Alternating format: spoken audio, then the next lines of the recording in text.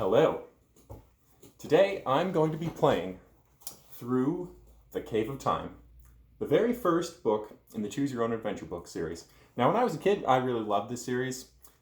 For those of you who don't know what it is, you read a book and then the book lets you choose which way the story goes, basically, and you keep reading until you get to an ending. And this book has 40 endings, for example. Now, because I've read through this book many, many times, I already know which way all the choices go. So, to make it more fun, I'm going to add a random element. I won't get to actually make the choices. Instead, I'm going to flip a coin or roll a dice whenever it comes to a choice. And we'll just see if I'm lucky today. All right. Oh, a fun thing you should know is that this book actually has a warning at the beginning. It says, warning, do not read this book straight through from beginning to end. These pages contain many different adventures you can go on in the Cave of Time. From time to time, as you read along, you'll be asked to make a choice. Your choice may lead to success or disaster. The adventures you take are a result of your choice. You are responsible because you choose. After you make your choice, follow the instructions to see what happens to you next. Remember, you cannot go back. Think carefully before you make a move. One mistake can be your last, or it may lead to fame and fortune. All right, with that out of the way, let's begin. You've hiked through Snake Canyon once before while visiting your Uncle Howard at Red Creek Ranch, but you never noticed any cave entrance. It looks as though a recent rock slide has uncovered it. Though the late afternoon sun is striking the opening of the cave, the interior remains in total darkness. You step inside a few feet, trying to get an idea of how big it is. As your eyes become used to the dark, you see what looks like a tunnel ahead, dimly lit by some kind of phosphorescent material on its walls. The tunnel walls are smooth, as if they were shaped by running water. After 20 feet or so, the tunnel curves. You wonder where it leads. You venture in a bit further, but you feel nervous being alone in such a strange place. You turn and hurry out. A thunderstorm may be coming, judging by how dark it looks outside. Suddenly, you realize the sun has long since set, and the landscape is lit only by the pale light of the full moon. You must have fallen asleep and woken up hours later. But then you remember something even more strange. Just last evening, the moon was only a slim crescent in the sky. You wonder how long you've been in the cave. You're not hungry. You don't feel you've been sleeping. You wonder whether to try to walk back home by moonlight or whether to wait for dawn, rather than risk losing your footing on the steep and rocky trail. Now we come to the first choice of the book. If you decide to start back home, turn to page 4. If you decide to wait, turn to page 5. All right, so time to flip a coin. Heads, we'll start back home, and tails, we will wait. Heads. As you start walking back toward the ranch, you notice the trail seems very different than you remember it, though of course moonlight can play tricks on your eyes. But you suddenly realize you're not walking on the trail at all, but on what seems to be a dried up riverbed. You hurry back to the cave entrance. You look around you and realize the whole landscape has changed. While you were in the cave, torrents of water have washed out the trail, yet there's not so much as a puddle left. You shiver. It's cold. Much colder than it should be at this time of year. You take a jacket out of your backpack and put it on, but you're still freezing. At least the world about you seems brighter. It's getting light in the east. The sun will soon be up. You look at your watch. It's run down, though you wound it only a few hours ago. Nothing seems to make sense anymore. You know you should get back to the ranch as quickly as possible. Yet somehow you feel the only way to change things back to the way they were is to re-enter the cave. If you continue toward the ranch, turn to page 8. If you go back into the cave, turn to page 10. All right, we're going back to the cave. You walk into the interior of the strange cavern, then wait while your eyes become accustomed to the dim amber light. Gradually, you can make out the two tunnels. One curves downward to the right, the other leads upward to the left. It occurs to you that the one leading down may go to the past, and the one leading up may go to the future. Now there are 3 choices. If you take the tunnel leading to the left, turn to page 20. If you take the tunnel leading to the right, turn to page 61. If you walk outside the cave again, turn to page 21. All right, so here we're going to roll a dice. 1 to 2, we'll take the first choice. 3 to 4, we'll take the second choice. And 5 to 6, we'll take the third choice. All right, 4, that's the second choice. We'll take the tunnel leading to the right. You follow the tunnel downward a short distance. Suddenly, you're sliding. Your head strikes something and you're knocked unconscious. When you wake up, you find yourself by a small lake bordered by woods. A boy about 12 years old is fishing nearby, but there's no one else in sight. You go up and introduce yourself, hoping you can find out what year it is without sounding crazy. Fortunately, the boy is friendly and good-natured. He tells you his name is Nick Tyler and that he lives on Birch Street. He works in his father's business making candles and soap. The best in the colonies, he says.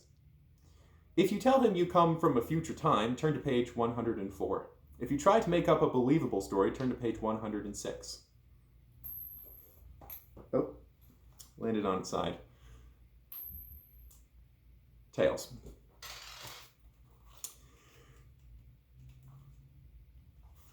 You do your best to make up a story about how you ran away from home, but Nick sees that you're not telling him the truth. While you're talking, he picks up his fishing gear, says goodbye, and walks off. Once he's out of sight, you start down the road, and after a mile or so, reach a settled area. While you're standing near a church, wondering what to do next, a constable approaches and asks where you're from. This time, you try to explain what really happened. After listening a while, he arrests you for disorderly conduct and locks you up in the local jail. Later in the day, a big, stupid-looking guard comes to bring you a ration of soup and bread. He's fascinated by your strange clothes and by the rumors he's heard about you. After opening the door to your cell, he hands you your food and stands back and looks at you curiously. "They say you're in league with the devil," he says. "Is it so?" If you try to run past the guard and escape, turn to page 111. If you tell him you're innocent, turn to page 113.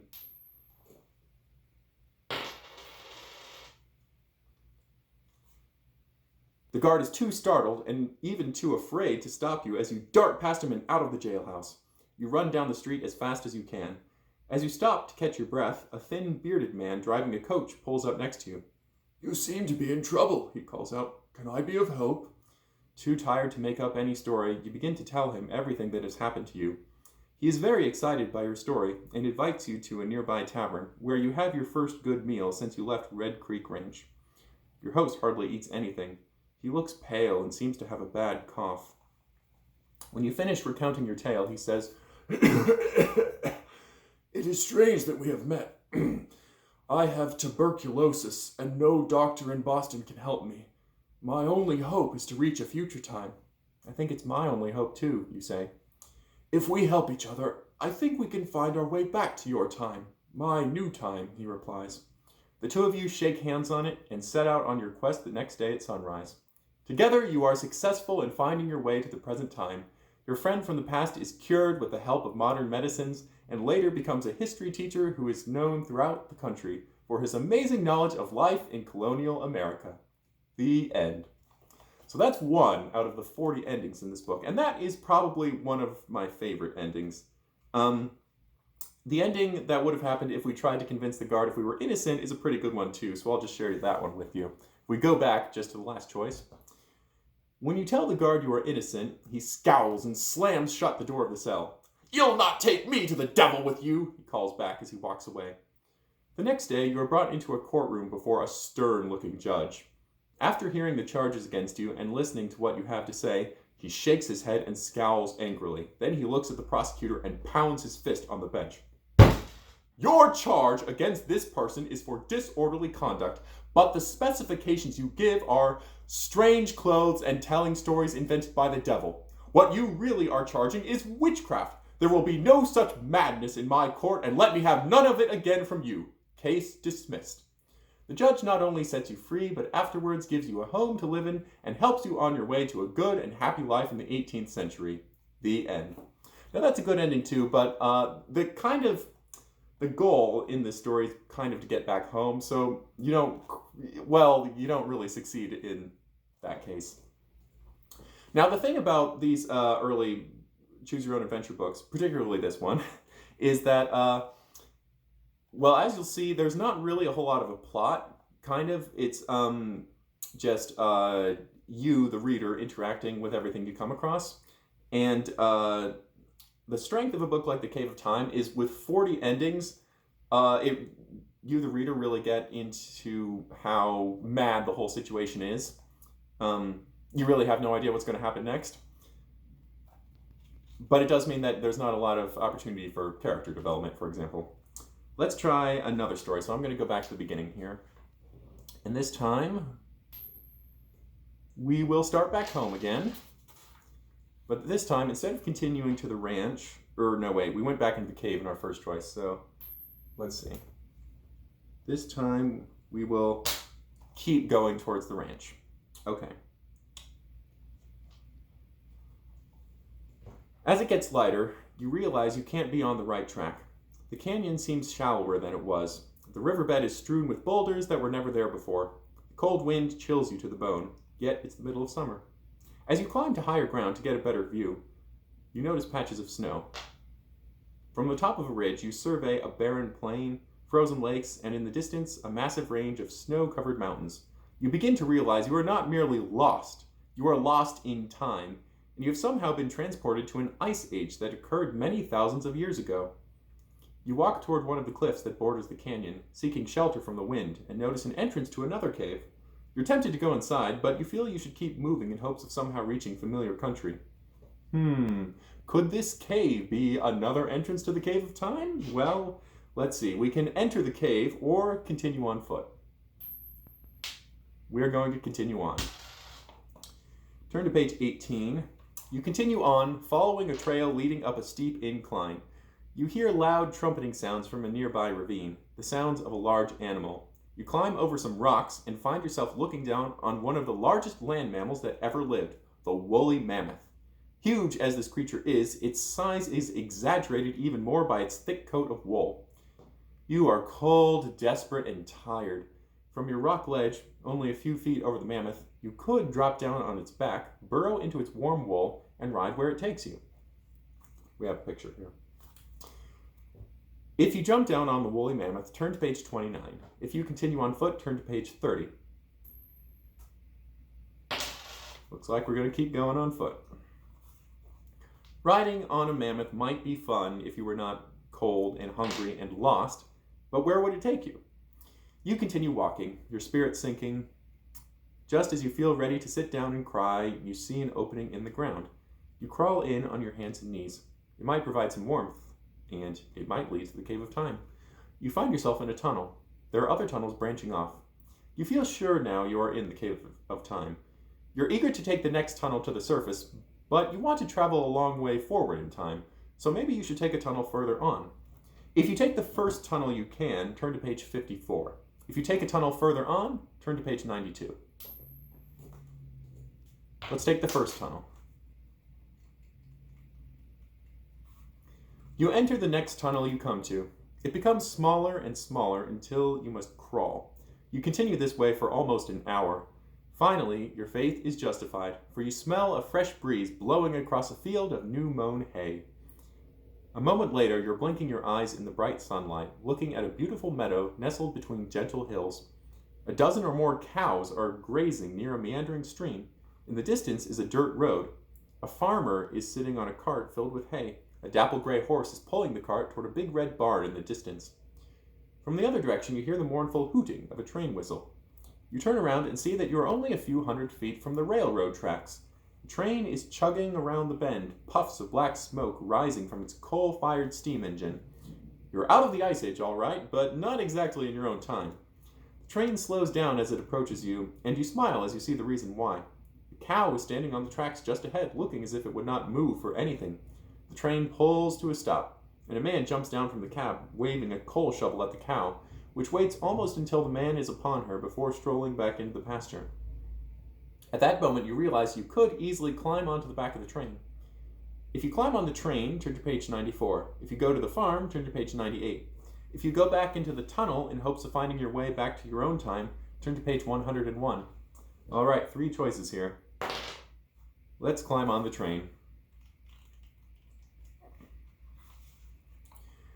You climb up the steps between the last car and the caboose just as the train begins to start up again. When you open the door to the car, you are surprised to see soldiers in blue uniforms holding old-fashioned rifles. They advance upon you. One of them strides past you to see if anyone else followed you. "How did you know this was the president's car?" the first soldier asks you. "What president?" you reply. Then, to your amazement, you get the answer to your question. For the very tall, bearded man walking down the aisle could be no one else but Abraham Lincoln. "That's all right," the president tells the soldiers.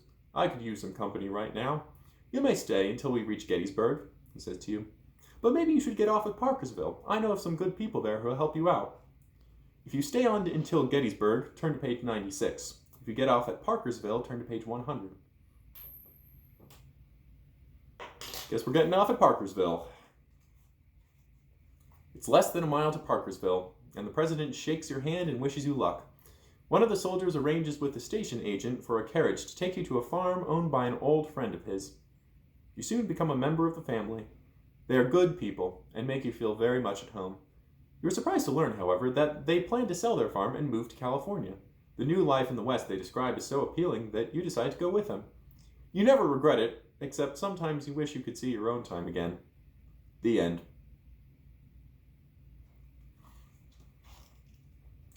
I don't know about that ending. It's not really bad, but it kind of feels a little bit empty. Actually, that is an issue. When you have 40 endings, and this is only 115 pages long, you don't have a lot of pages to really explore a story. And so the endings can sometimes feel a little bit abrupt. Still, this book in particular has a few endings which are really abrupt. Let's try again. We might get one of those. Okay, back at the beginning of the book, we can either start back home or decide to wait. This time, let's just wait. So we'll go to page 5. Okay. You wait until morning, but as the rosy wisps of dawn begin to light the eastern sky, a chill and forbidding wind begins to blow. If you seek shelter, turn to page 6. If you brave the freezing wind to see more of the world about you, turn to page 16. All right, we're going to go out. You resolutely trudge along a rocky ridge. It has been cleared of whirling snow by the fierce wind, which bites and blows against your body. The world seems transformed, and much for the worse. You must find a house or a cabin, people who can help you, or you will die. As you ponder your fate, you stumble and fall, plunging into a deep crevice. You black out and later awaken, still shivering, but in a warmer place at least. By the dim amber light, you can see that somehow you've fallen back into one of the chambers in the Cave of Time. A passageway leads to the right and another to the left. Does one lead to the future and one to the past? Either left or right.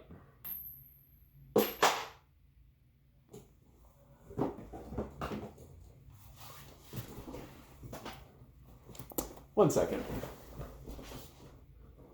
Oops, looks like I lost my coin. We'll roll the dice instead. 1 to 3, we'll take the left-hand passageway. 4 to 6, we'll take the right hand. Okay, we'll take the right passage. You walk along the right-hand passageway for a long distance, praying that you can find a tunnel that will lead to your own time. You choose one of the many tunnels you see and follow it. Instead of rising to the surface, you enter a brightly lighted chamber, in the center of which is a bearded old man seated in a chair. "Welcome," he says, as if he has been expecting you. "Thank you," you reply. "Can you help me find my way back to my own time?" The old man smiles.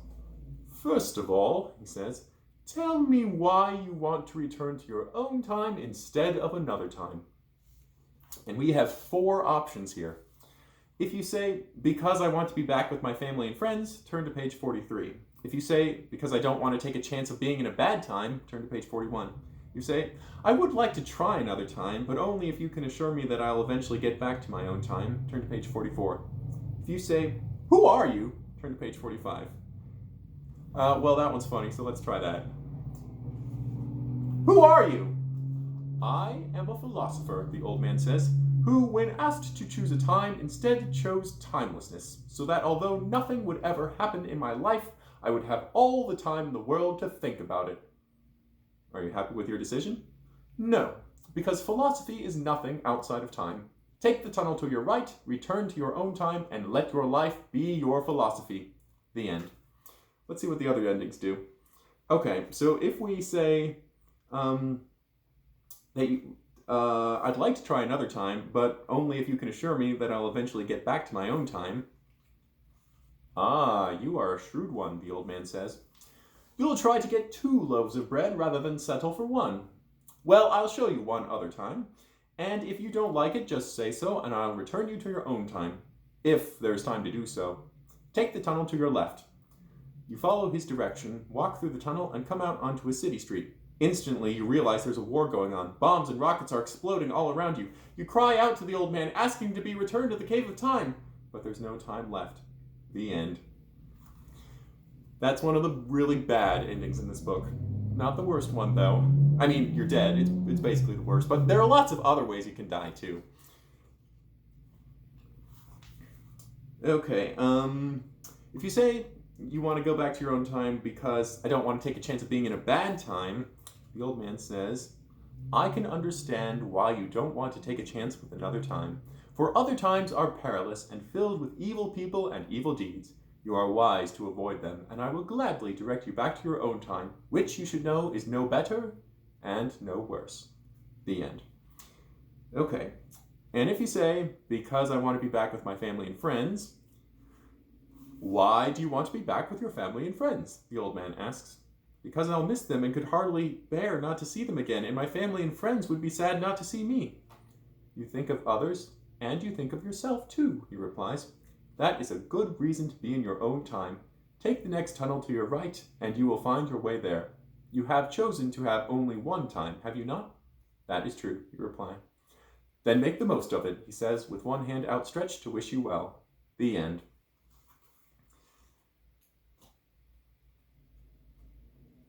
Okay, let's see. I think we covered, how many endings did we do? I think 7 or so. So that's like a sixth of the way through the book. Perhaps we'll come back to this one someday, but I think that's